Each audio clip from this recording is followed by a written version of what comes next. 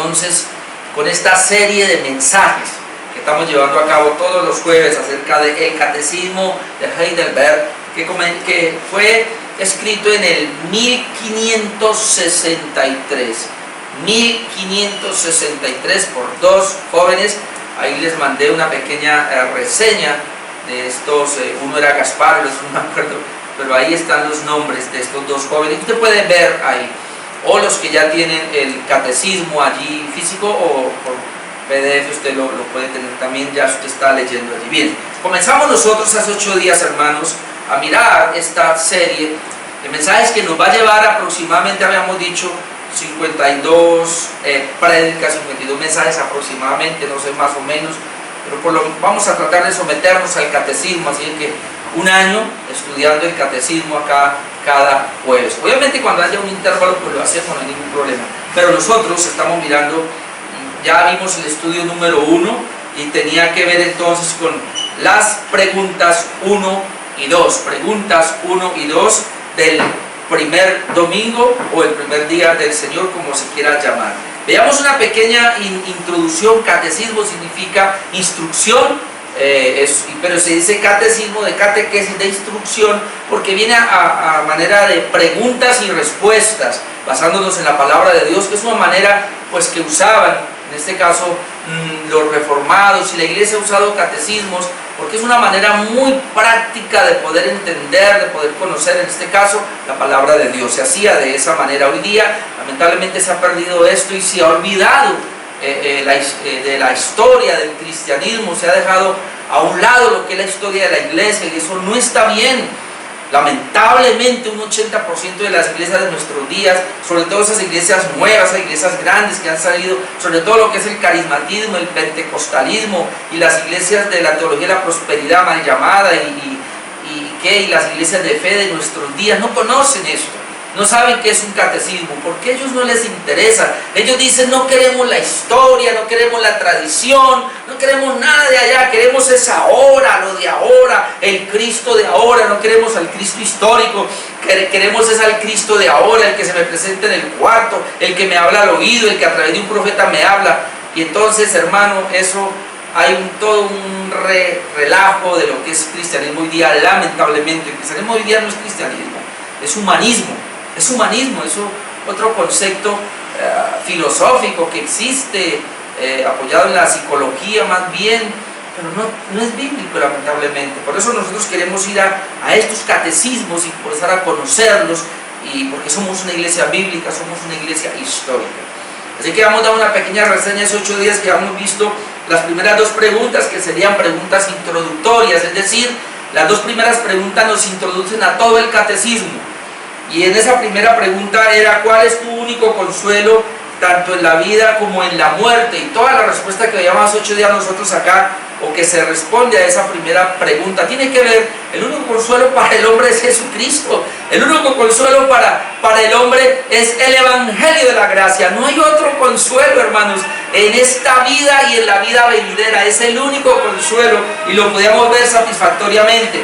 Ahora, la segunda pregunta, la otra pregunta introductoria, tenía que ver: ¿cuántas cosas son necesarias que tú conozcas para que puedas vivir y morir eficazmente o felizmente en un consuelo?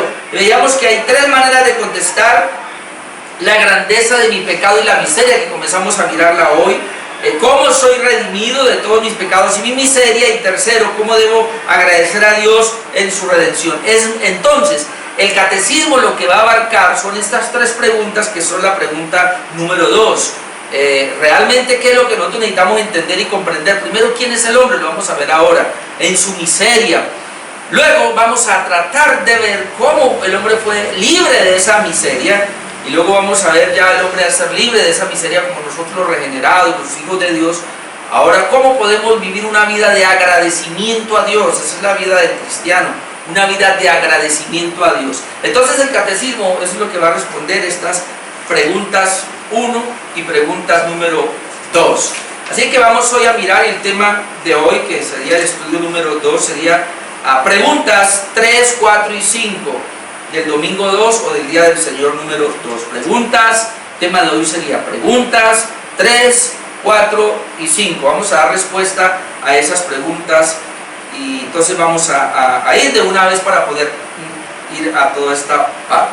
Entonces, como ya dije, a partir de ahora vamos a comenzar a dar respuesta a esas dos preguntas introductorias. Y la pregunta número 2 nos estaba diciendo, bueno, el hombre debe entender su miseria, el hombre debe entender la liberación de su miseria, el hombre debe entender que al ser libre de la miseria, entonces el hombre debe vivir una vida de agradecimiento. Y vamos a hablar de esa primera parte, tiene que ver estas preguntas ya con el pecado y la miseria del hombre. O sea, el tema que arrancamos ahora sería el pecado y la miseria del hombre en tema general para las preguntas que vienen a continuación.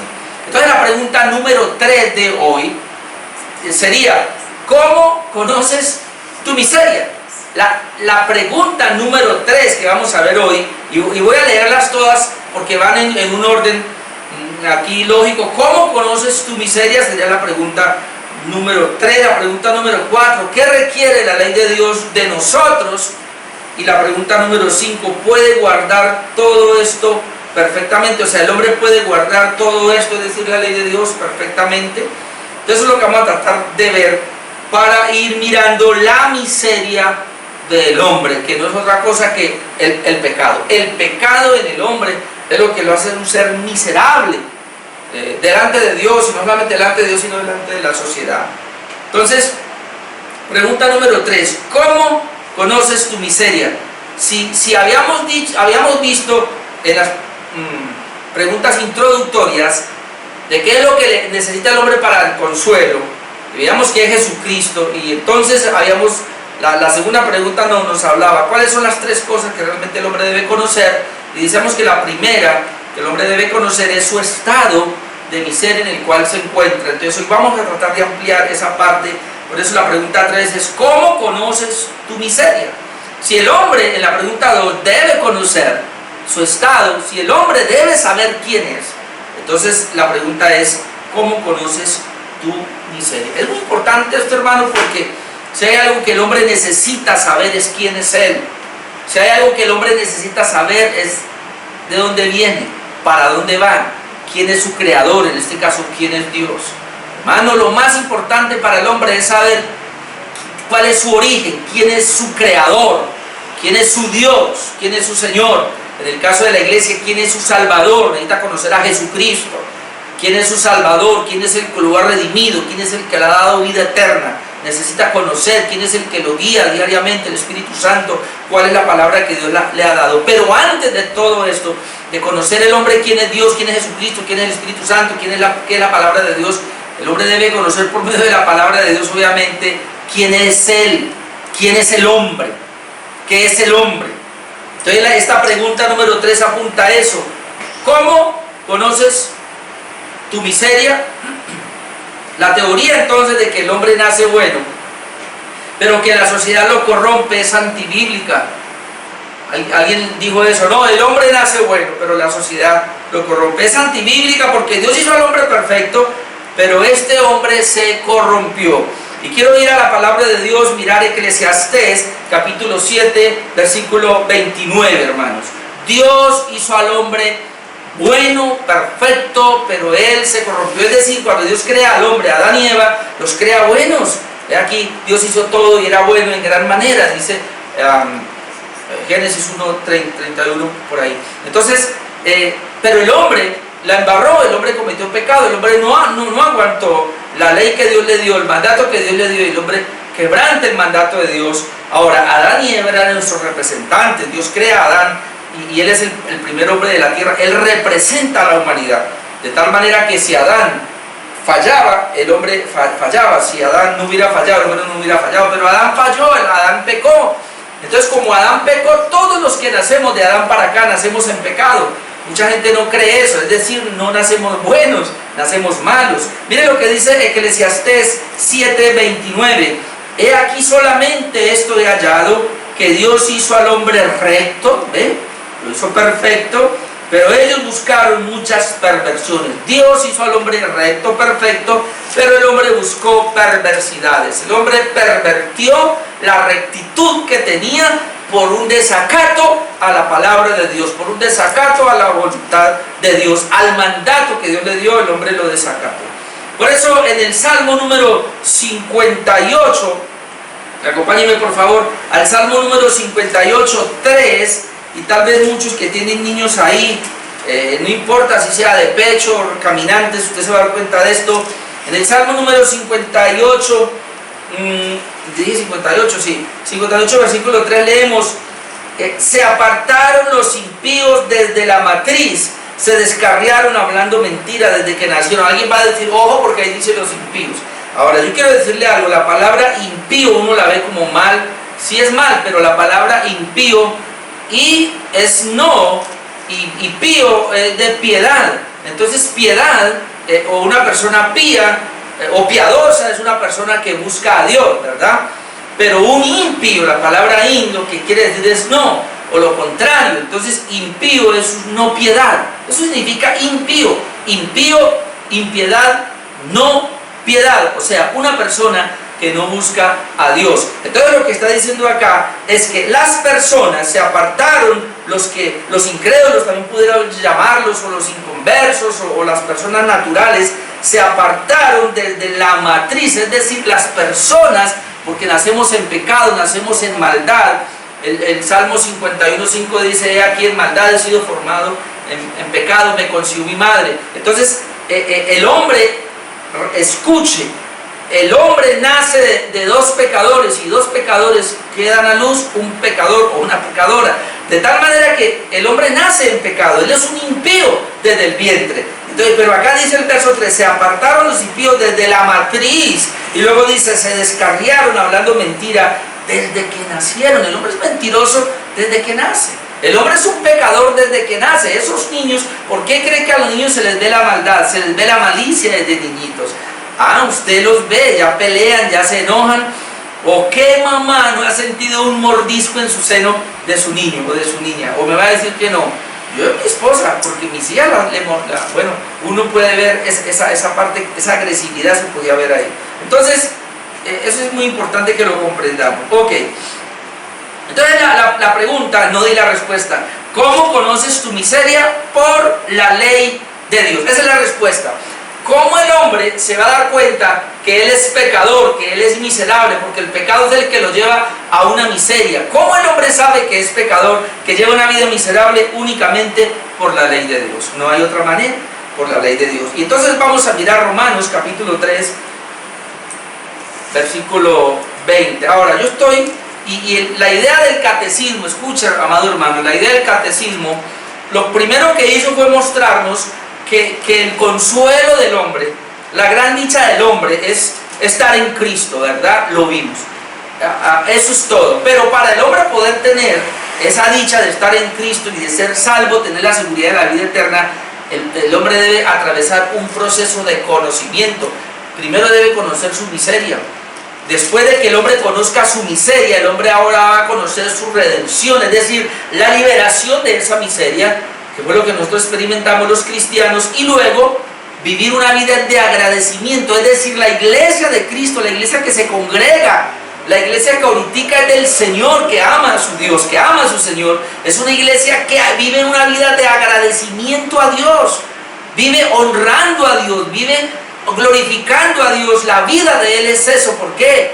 Porque él ha sido libre de la miseria. Pues entonces, por eso esta pregunta número 3 nos tiene que llevar, hermanos, a entender que el hombre está en un estado de miseria. Lo voy a poner de este lado. Hasta que el hombre, o sea, el hombre no busca un hospital, el hombre no busca un médico mientras esté sano. Pero si el hombre detecta una enfermedad en su cuerpo, él va a buscar un especialista, va a buscar un médico, va a buscar la cura. Y si le muestran la cura, él va a dar lo que sea, vende lo que sea, con tal de encontrar ese remedio para curarse de su enfermedad. Pero una persona sana no lo va a hacer porque está sana.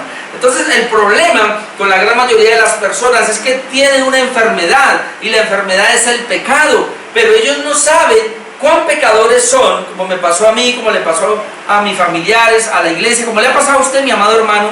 Usted no sabía cuán pecador era porque a usted no había algo que le hablara de cuán pecador era. Es más, el problema que tenemos hoy con la sociedad es que ya no se habla de pecado. Hoy día la sociedad habla de, no, ese es un error, esa es una falla, indicando todos fallamos, todos cerramos. No, pero la gente no habla de pecado, porque pecado es faltarle a Dios, es no cumplir la voluntad de Dios, y la gente no quiere hablar de eso porque la gente quiere sacar a Dios de su entorno, de su vida, de su relación diaria. Entonces, por eso mucha gente no va a las iglesias ni lee la Biblia, pero es en la palabra de Dios, es en la ley de Dios que vamos a conocer cuán pecadores somos. Mire lo que dice Romanos 3:20. Romanos capítulo 3, versículo 20. Ya que por las obras de la ley, y ahora vamos a ver por qué, ningún ser humano es justificado delante de él. Luego dice, porque por medio de la ley es el conocimiento del pecado. Note eso, por medio de la ley es el conocimiento del pecado. Pregunta número 3, ¿cómo conoces tu miseria? Por la ley de Dios. Por medio de la ley es el conocimiento del pecado, es decir, es a través de la bendita ley de Dios, y ahora vamos a ir a ella, que nos damos cuenta cuán pecadores somos. Si una persona no conoce la ley de Dios, no sabrá cuán pecador es, no lo sabrá. Ahora vamos a ir a Romanos 7:7. Mire, el apóstol Pablo, él puso un ejemplo tan siquiera del pecado. En Romanos 7:7, él dice, ¿qué diremos pues? ¿La ley es pecado? En ninguna manera. Pero yo no conocí el pecado sino por la ley. Dice Pablo, yo no conocí el pecado sino por la ley. Es decir, yo no me di cuenta cuán pecador era hasta que yo vi la ley detalladamente. Y cada vez que yo miraba la ley detalladamente veía cómo yo quebrantaba esa ley, y ahí me daba cuenta cuán pecador era, porque el pecado es el quebrantamiento de la ley. ¿Quiere saber usted qué es pecado? Definición muy clara. Pecado es quebrantar la ley de Dios. Pecado es no obedecer la ley de Dios. Entonces Pablo dice en el 7:7, ¿qué diríamos pues? La ley es pecado, de ninguna manera. Pero yo no conocí el pecado sino por la ley. Por un ejemplo, porque tampoco conociera la codicia si la ley no dijera, no codiciarás. Es decir, Pablo antes era un codicioso, pero él no sabía que esa codicia era mala, que esa codicia era pecado. Pero cuando él lee la ley de Dios y se da cuenta que dice un mandamiento, el último mandamiento, el mandamiento número 10, no codiciarás, y ahí especifica ni nada de tu prójimo, ni la mujer de tu prójimo, ni la casa, ni ningún artículo, ni el burro, ni el caballo de tu prójimo. Cuando él vio que decía no codiciarás, y él se dio cuenta que la ley hablaba así, caramba, pero entonces yo soy un codicioso. Yo antes de ver ese mandamiento, yo era codicioso, pero yo no sabía que era codicioso. Yo no conocía la codicia en mí, o sea, yo no conocía el pecado en mí. Pero cuando voy al mandamiento y leo, no codiciarás, entonces me doy cuenta de que en mí hay codicia, de que yo soy un codicioso. Y mientras más entraba en el mandamiento, pues más codicioso sabía que era. Entonces es así. Nosotros hemos puesto el ejemplo, y usted lo sabe muy bien, en una pieza un poco oscura no se sabe lo que hay, pero si usted pone más luz, usted va a mirar bien, y aún si usted pone luz con todo, pues usted va a ver hasta unos detalles más pequeñitos que antes no veían. Entonces la palabra de Dios, la ley de Dios, es como esa luz que va iluminando nuestro corazón. Mayor luz en nosotros, más pecado vemos. Más palabra, más luz, más pecado. Más ley vemos en nosotros, más pecado nos vamos a ver. Por eso hay un texto que dice que donde abundó el pecado, sobreabundó la gracia. ¿Qué quiere decir esto? Que la ley lo que hace es mostrarme más el pecado, para que yo pueda acudir a Dios en Cristo Jesús, que es la gracia, y que a través de Cristo Él me libere de ese pecado. Como decía ahora, si una persona no sabe que tiene un cáncer, ella no va a ir al médico. Pero si una persona tiene un dolor y ya, entonces corre al médico y llega al médico y le dice, usted tiene cáncer, pero ahí estamos a tiempo, podemos extirpar ese cáncer. Usted dice, listo, lo que sea, extírpemelo por favor, que hay que hacer, yo me lo tomo, yo me hago, yo me dejo todo eso, pero por favor. Entonces es lo mismo, cuando la ley de Dios viene a nuestras vidas y nos habla de nuestra miseria, cuán pecadores somos. Entonces, ¿yo qué hago ahora? Porque este pecado me lleva a una miseria, me lleva a estar enojado con Dios. Ahora me doy cuenta que Dios está enojado conmigo, soy enemigo de Dios, y entonces me va a llevar a la condenación, al infierno. ¿Qué hago? Y entonces ahí es donde viene la gracia de Dios. Cuando abunda el pecado en uno, se da cuenta cuán pecador es, qué tengo que hacer. La gracia de Dios está ahí. Entonces acude a la gracia de Dios para ser libre. Eso es lo que Pablo está diciendo. Yo conocí el pecado solamente a través de la ley. Entonces, pregunta 3, ¿cómo conoces tu miseria? Y la miseria del hombre es el pecado, pues por medio de la ley. Pregunta número 4, que tiene que ver con esta parte, sería ahora, ¿qué requiere la ley de Dios de nosotros? Si a través de la ley es que yo me doy cuenta cuán pecador soy. La gran pregunta ahora, bueno, entonces esa ley de Dios, ¿qué requiere de mí? Y la respuesta es bien interesante, sería la siguiente. Cristo nos lo enseña resumidamente en Mateo 22, 37 al 40. Y si quiere vamos a ir ahí a Mateo 22, 37 al 40. Aunque aquí lo tenemos, no escrito, pero usted puede ir a Mateo 22, si quiere, 37 al 40. Dice así: amarás al Señor tu Dios con todo tu corazón, con toda tu alma, con toda tu mente. Este es el primero y grande mandamiento, y el segundo es semejante: amarás a tu prójimo como a ti mismo. De estos dos mandamientos depende toda la ley y los profetas. Entonces, si la miseria, yo me doy cuenta cuán pecador soy por medio de la ley, entonces ¿cuál es esa demanda de la ley para mí? Y la demanda de la ley para mí es la siguiente: amarás al Señor tu Dios. Y brevemente explicaré acá: con todo tu corazón, todo tu corazón, con toda tu alma, note, toda tu alma, con toda tu mente. Y Marcos dice con todas tus fuerzas. Es decir, la ley exige que el hombre ame a Dios con todo lo que él es. Ame a Dios con todo lo que él es. Esa es una primera parte. Dice: este es el primero y grande mandamiento.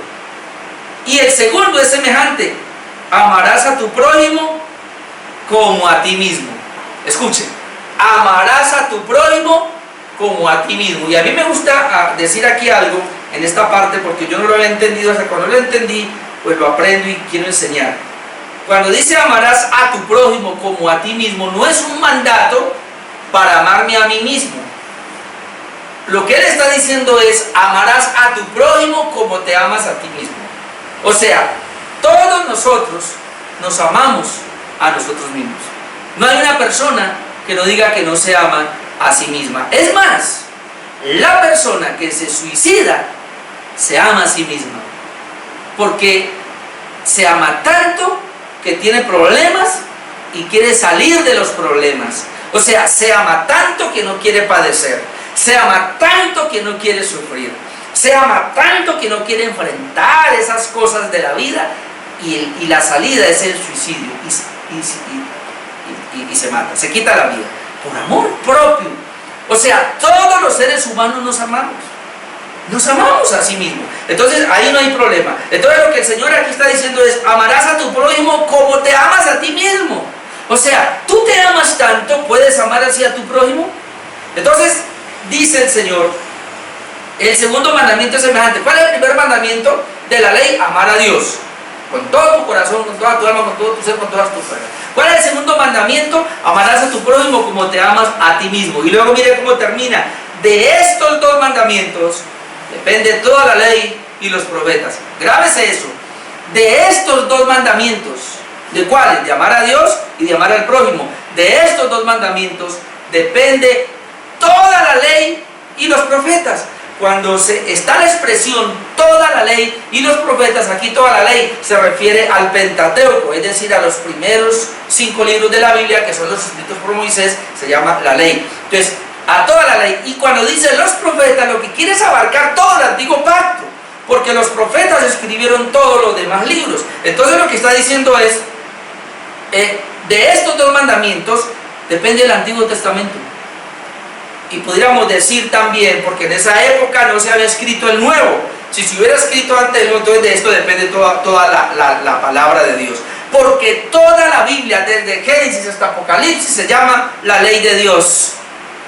Se llaman los mandamientos de Dios. Algunos ya se cumplieron, Cristo los cumplió, otros nos toca cumplirlos a nosotros, pero ahí están. Pero Él dice, de estos dos mandamientos depende toda la palabra de Dios. O sea, de estos dos mandamientos depende la ley.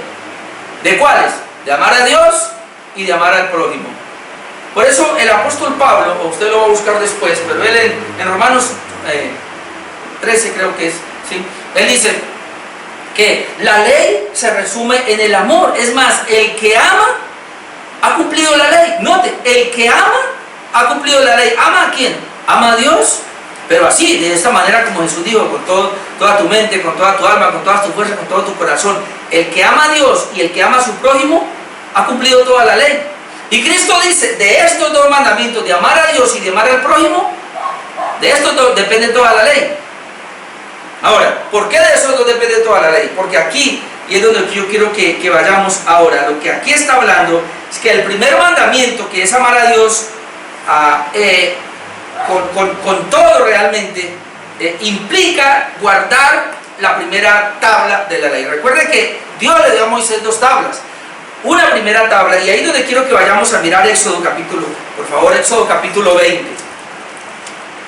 Éxodo capítulo 20, estamos respondiendo la pregunta número 4, ya que requiere la ley de nosotros. En Éxodo capítulo 20 lo quiero llevar porque cuando Él dice, amarás al Señor tu Dios con todo tu corazón, con toda tu alma, con toda tu mente, con todas tus fuerzas, se refiere a la primera tabla. La primera tabla son los primeros 4 mandamientos de la ley de Dios. Éxodo capítulo 20, versículo 1. Vamos a leer los primeros 4 mandamientos. Permítame, yo lo leo, que están ahí los primeros 11 versículos. Dice así: y habló Dios, Éxodo 21, y habló Dios todas estas palabras diciendo, yo soy Jehová tu Dios, que te saqué de la tierra de Egipto, de casa de servidumbre. Aquí está el primer mandamiento: no tendrás dioses ajenos delante de mí. El primer mandamiento: no tendrás dioses ajenos delante de mí. ¿Cómo yo amo a Dios? Cuando yo no tengo otro Dios, es decir, cuando en mí no hay otra persona, otra cosa, cualquier otra cosa creada en esta tierra que ocupe el lugar de Dios. Dios debe ser primero en mi vida. Si hay otra cosa o otra persona que ocupa el lugar de Dios en mi vida, entonces ya tengo otro Dios. No tendrás dioses ajenos delante de mí. Número 2, no te harás imagen. No podemos hacernos imagen de Dios. Y aquí quiero decirle algo: no solamente una imagen es un cuadro, sino que una imagen es una imagen intelectual en la mente, una imagen mental de Dios. Pensar que Dios es todo amor es una mala imagen de Dios. Pensar que Dios es solo misericordia, pensar que Dios es solo perdón, es una mala imagen de Dios. Pero tenemos que conocer los atributos de Dios para conocer bien a Dios. Dice acá, segundo mandamiento: no te harás imagen de ninguna semejanza de lo que está arriba en el cielo, ni abajo en la tierra, ni en las aguas debajo de la tierra. No te inclinarás a ellas, ni las honrarás. Católico, mire lo que dice. Usted no puede inclinarse a ninguna imagen ni adorarla, ni las honrarás, porque yo soy Jehová tu Dios fuerte, celoso, que visito la maldad de los padres sobre los hijos hasta la 3ª y 4ª generación de los que me aborrecen, y hago misericordia a millares, a los que me aman y guardan mis mandamientos. Mandamiento número 3, que tiene que ver con el amor a Dios: no tomarás el nombre de Jehová tu Dios en vano, porque no dará por inocente Jehová al que tomare su nombre en vano. ¿Cuánta gente anda tomando el nombre de Dios en vano?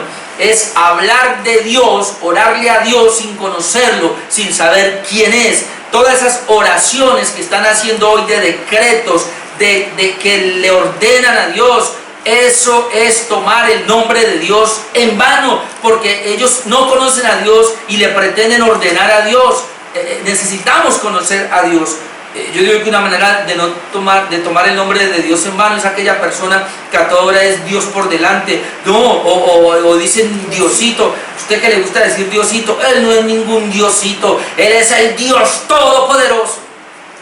Cuando usted dice Diosito, está cogiendo a Dios y lo está rebajando a nada, a algo muy mínimo. No, ese no es Dios. Para la Biblia presente, y para mí Dios es el Dios, el ser supremo más grande que existe. Él es el Dios Todopoderoso, no Diosito, o papito Dios y todo eso, como si Él fuera. O sea, hay personas que no entienden quién es Dios, ante quién se van a acercar, y toman el nombre de Dios en vano. Entonces, y cuarto mandamiento, acuérdate del día de reposo para santificarlo. 6 días trabajarás y harás toda tu obra, mas el séptimo día es reposo para Jehová tu Dios. No hagas en él obra alguna, ni tú, ni tu hijo, ni tu hija, ni tu siervo, ni tu criado, ni tu bestia, ni tu extranjero que está dentro de tus puertas. Porque en 6 días, acá está la razón, hizo Jehová los cielos y la tierra, el mar y todas las cosas que en ellos hay, y reposó en el séptimo día. Por tanto Jehová bendijo el día de reposo y lo santificó. Es cierto que para los judíos era el Sabbat es día de reposo. El Sabbat no es sábado, el Sabbat es día de reposo. Pero ellos contaban los días y desde el 1 y les daba el séptimo día, les daba el sábado. Por eso de ahí salió el sábado, pero el Sabbat no significa sábado, Sabbat significa día de reposo. Ya para los cristianos comenzaron a celebrar su día de reposo, que Cristo es el reposo de nosotros, el primer día de la semana. Ya no el séptimo, sino el primer día de la semana. De tal manera que para nosotros el día de reposo es el primer día de la semana, o el domingo, dominicos, que es el día del Señor, se llama el primer día de la semana, el día domingo. Nosotros descansamos ese día, el día de reposo, es decir, el cristiano, y Dios así lo estableció, el hombre en su general debe guardar un día de reposo, es decir, trabaje, y los animales también. 6 días descanse uno, 6 días descanse uno, y ese día de reposo, de descanso, es para nosotros dedicarlo a Dios, consagrarnos a Dios. La iglesia se congrega en ese día. Entonces la primera tabla es: así se ama a Dios. Si usted guarda esos 4 mandamientos, obviamente usted está amando a Dios. La segunda tabla, amarás a tu prójimo como a ti mismo, tiene que ver con los otros 6 mandamientos. Entonces, la primera tabla son 4 mandamientos que son para Dios. La segunda tabla son 6 mandamientos que son para amar al prójimo. ¿Y cómo lo amamos? Mandamiento número 5, versículo 12: honra a tu padre y a tu madre, para que tus días se alarguen en la tierra que Jehová tu Dios te da. Es honrar, respetar a nuestros padres. Sexto mandamiento: no matarás, es decir, no quitarle la vida a otra persona. Séptimo: no cometerás adulterio, es decir, no acostarse con otra mujer que no sea su cónyuge, o con otro hombre que no sea su cónyuge. Octavo: no hurtarás, no robarle a nadie nada, ni un alfiler, pues. Número 9: no hablarás contra tu prójimo falso testimonio, no andar chismeando por ahí. Número 10, ya lo había dicho, no codiciarás, pero aquí especifica la casa de tu prójimo. No codiciarás la mujer de tu prójimo, ni su siervo, ni su criado, ni su buey, ni su asno, ni cosa alguna de tu prójimo no codiciarás. Mandamiento número 10. Entonces, si usted ve, desde el 5 hasta el 10, todos estos mandamientos tienen que ver con el prójimo. Entonces, si yo amo a mi prójimo, no le hago nada de esto. O sea, si el amor a Dios está en mí, entonces, ¿qué es lo que yo voy a hacer? Yo no voy a tener dioses ajenos delante de Él. Yo no voy a tomar su nombre en vano. Yo no voy a tener imágenes, no voy a inclinar ante ellas, y yo voy a acordarme del día de reposo. Si yo amo a Dios, o sea, ¿cómo yo sé que amo a Dios? Guardando estos 4 mandamientos. ¿Cómo yo sé que amo a mi prójimo? Guardando estos 6 mandamientos, honrando a mi padre y a mi madre, no matando, no adulterando, no hurtando, no hablando mentiras o falso testimonio, y no codiciando nada de mi prójimo. Si yo hago esas 6 cosas, entonces yo no le estoy faltando a mi prójimo y lo estoy amando. Entonces, por eso Jesús dijo, el principal mandamiento es amar a Dios, tabla número 1, y el segundo mandamiento es amar al prójimo, tabla número 2, que es lo que nos está contestando la pregunta número 4, ¿qué requiere la ley de Dios para nosotros? Ahora, eso nos lleva a la pregunta número 5, ¿y cómo estoy yo ahí? Pregunta número 5, ¿puedes guardar todo esto perfectamente? Ahora es donde entendemos la pregunta número 3. ¿Cómo conoces tu pecado? ¿Cómo conoces tu miseria? Pues a través de la ley. Y cuando la ley de Dios viene y es abierta y es descubierta delante de nosotros, y vemos esos 10 mandamientos allí, y eso que apenas los mencionamos, no hemos ahondado en ellos. Cuando ahondamos en cada mandamiento, hermano, nosotros quedamos sin piso. Nos damos cuenta que somos tan miserables que no cumplimos ni uno. No hemos cumplido ninguno perfectamente. Por eso la pregunta número 5, ¿puedes guardar todo esto perfectamente? Tú, hermano, ¿Tú, amigo, puedes guardar esta ley perfectamente, los 10 mandamientos? La respuesta es un tajante no, porque por naturaleza estoy inclinado a odiar a Dios y a mi prójimo. Por naturaleza estoy inclinado a odiar a Dios y a odiar a mi prójimo. Jesucristo dijo, ame a Dios guardando la primera tabla, ame a tu prójimo guardando la segunda tabla. Pero por naturaleza yo estoy inclinado a odiar a Dios porque yo no guardo esa primera tabla. Estoy inclinado a odiar a mi prójimo porque yo no guardo esa segunda tabla. Y eso es lo que muchas personas entonces no entienden. Y por eso este catecismo de Heidelberg es precioso poder nosotros entrar y mirar esto, amados hermanos. Entonces, la ley es la norma santa y el estándar perfecto de Dios por el cual quiere que vivamos. Violar esa norma es un grave pecado y todos lo hemos hecho. Violar la norma de los 10 mandamientos es un grave pecado y todos lo hemos hecho. Quiero decirle algo, ya yo he ahondado un poquito más en esto, los 10 mandamientos, y me he dado cuenta, hermanos, que desde Génesis hasta Apocalipsis están todos los 10 mandamientos ahí. Pero hay que tener cuidado cuando algunos dicen, no, yo ya soy cristiano, soy regenerado, ya nací de nuevo, la ley para mí ya no tiene nada que ver conmigo. ¿Por qué? Por lo menos la ley moral de Dios. Porque es que hay que entender la ley, y eso será otro estudio, pero la ley se entendía de 3 maneras, o se manifestó de 3 maneras en el antiguo pacto. Había una ley civil, porque Israel era una nación. Hoy día tenemos esa ley civil, que es la del gobierno, la cual respetamos o no. ¿O usted por qué se pone, cómo se llama eso? Yo digo a mi esposa, barbijos, tapabocas? ¿Por qué se pone tapabocas? Y le da miedo salir sin él a la calle, porque usted está sometido a la ley civil. Nosotros somos una nación, así que ya para nosotros está la ley en el caso de Colombia, la segunda ley, la ley ceremonial, o la ley de sacrificios. Esa ley Cristo ya la cumplió, así que para nosotros no va. Pero está en tercer lugar, está la ley moral de Dios, es decir, están los 10 mandamientos. Por lo general la ley moral de Dios se ve en los 10 mandamientos, pero también la ley moral de Dios hace parte de todas aquellas cosas que Dios prohíbe o que Dios aprueba para el hombre. Entonces, hermanos, los 10 mandamientos están por toda la palabra de Dios. Cuando Pablo dijo, yo no estoy sin ley de Cristo, él estaba hablando de los 10 mandamientos. Cuando Jesucristo habló, nuevo mandamiento doy, que os améis unos a otros, ¿a quién estaba hablando? Estaba tocando la segunda tabla. Cuando dijo un nuevo mandamiento doy, que ame a Dios, estaba tocando la primera tabla. Cuando Jesucristo dijo, si me amáis guardad mis mandamientos, ¿a qué se refería? A la ley de Dios. A estos 10 mandamientos que es la ley moral. Entonces no van a decir usted ahora que está sin ley. No, yo ya estoy en Cristo, estoy en la gracia, estoy en el Evangelio, estoy sin ley. No, señor. Tenemos que conocer bien la palabra de Dios. Ahora, entonces, el hombre no ha podido, ni puede, ni podrá guardar la ley perfectamente. Y la única razón es por su pecado, el cual hace que vaya en contra de Dios. Vamos a mirar un momentico Romanos capítulo 3. Romanos capítulo 3, que le estoy diciendo, el hombre no puede guardar la ley de Dios, y esta es la razón. Romanos capítulo 3, versículo 10. Leamos tan siquiera estos 2 versículos, 10 y 2. Dice, como está escrito, no hay justo, ni aun uno, no hay quien entienda, no hay quien busque a Dios, ¿verdad? Todos se desviaron a una, se hicieron inútiles, no hay quien haga lo bueno, no hay ni siquiera uno.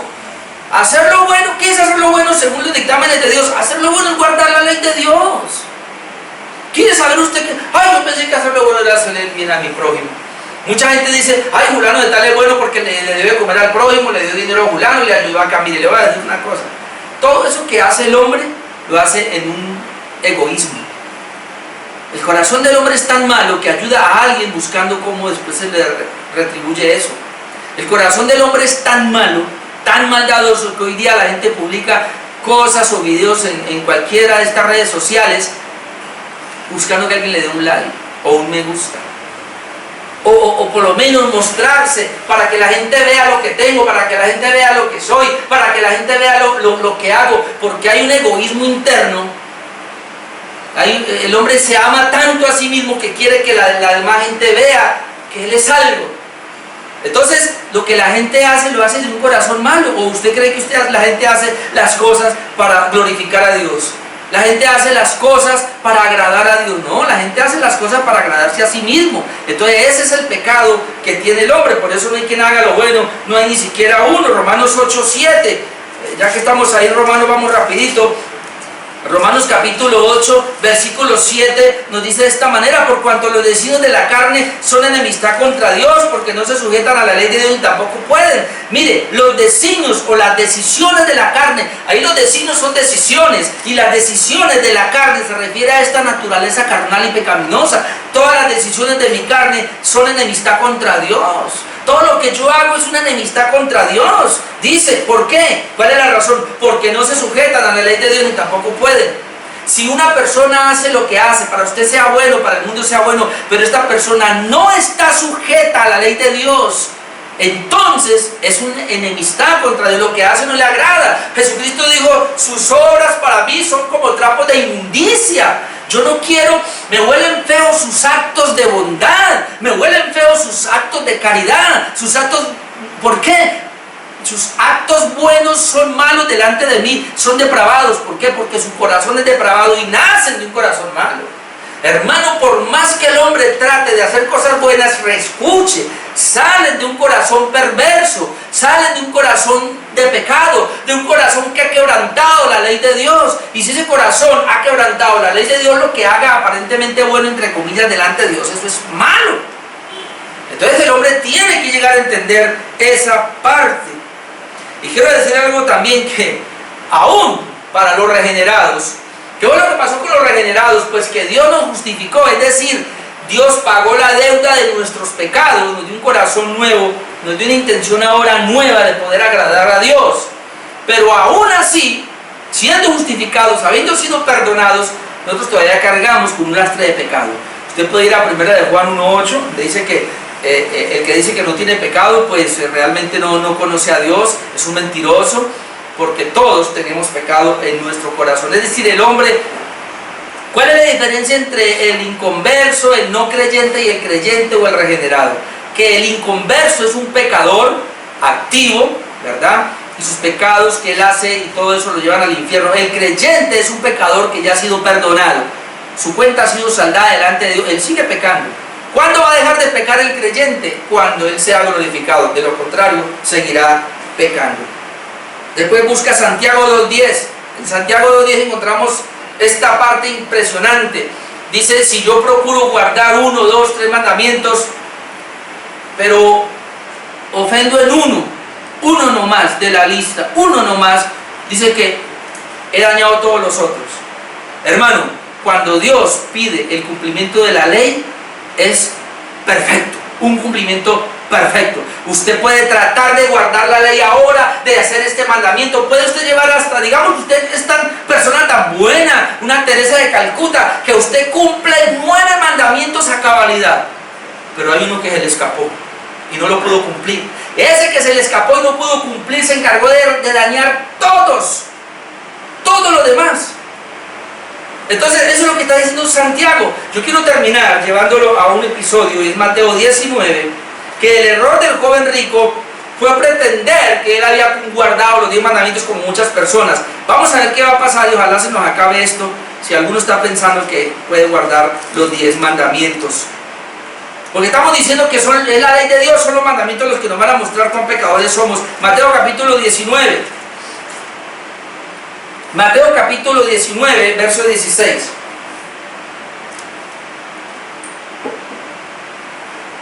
Mira lo que dice acá. Entonces vino uno y le dijo, maestro bueno, ¿qué bien haré para tener la vida eterna? Yo quiero hacer este comentario rapidito, porque miren lo que está pasando acá. Vea. Él le dice, maestro bueno. Y cuando lo llama, póngame mucha atención a esto acá, porque esto es muy importante. Él le dice maestro bueno. Maestro bueno. Cuando él le dice maestro, hay que tener cuidado acá en esto. Cuando él le dice maestro, es porque él está mirando a Jesús como cualquiera de los demás maestros.